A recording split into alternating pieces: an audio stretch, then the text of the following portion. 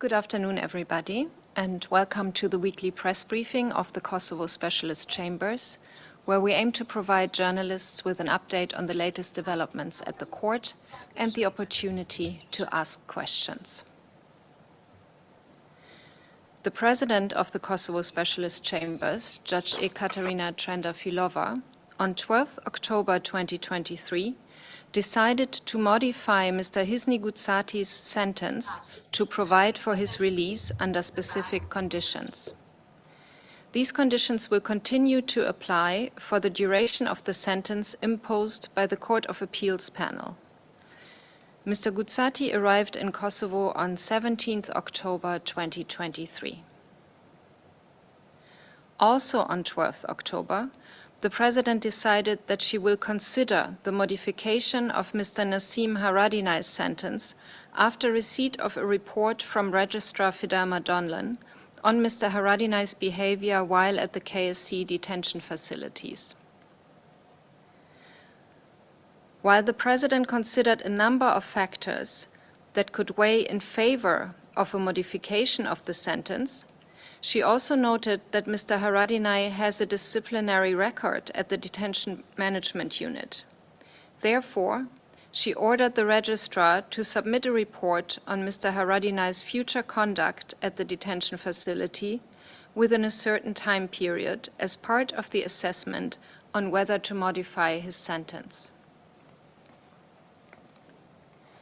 On 12 October 2023, the public redacted versions of the confirmed indictment against Sabit Yanuzi and Ismet Bakhtiari, originally dated 2 October, became available, followed by the public redacted decision on the arrest warrants and transfer orders on 13 October.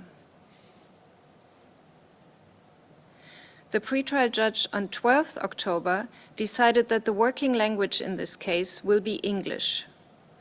This was the preference of all parties.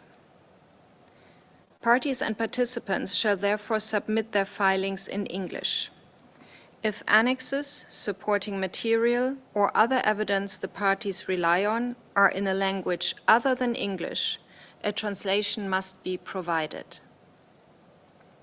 Filings and other material will be translated into all languages of the court, Albanian, Serbian, and English, in accordance with the translation requirements under the law and the rules of procedure and evidence.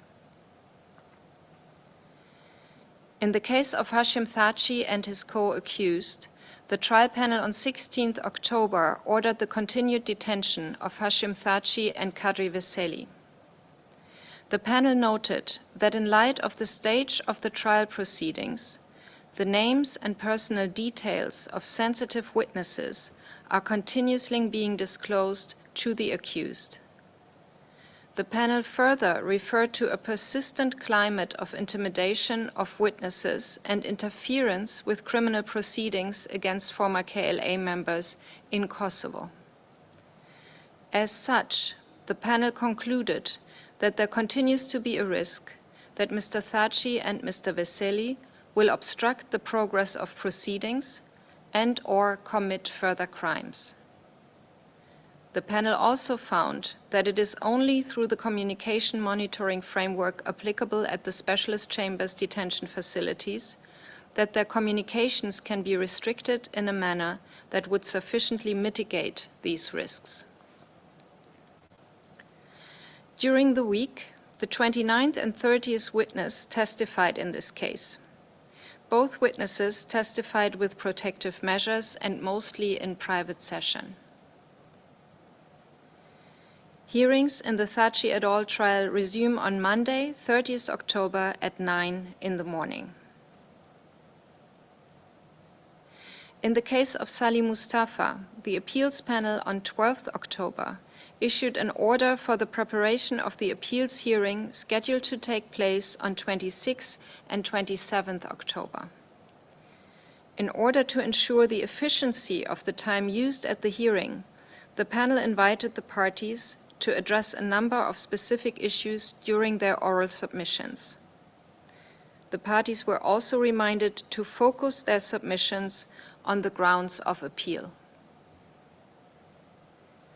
In the case of Piotr Schala, the public redacted version of the decision on the defense urgent request for interim release of Mr. Schala on humanitarian grounds from 17th August became available.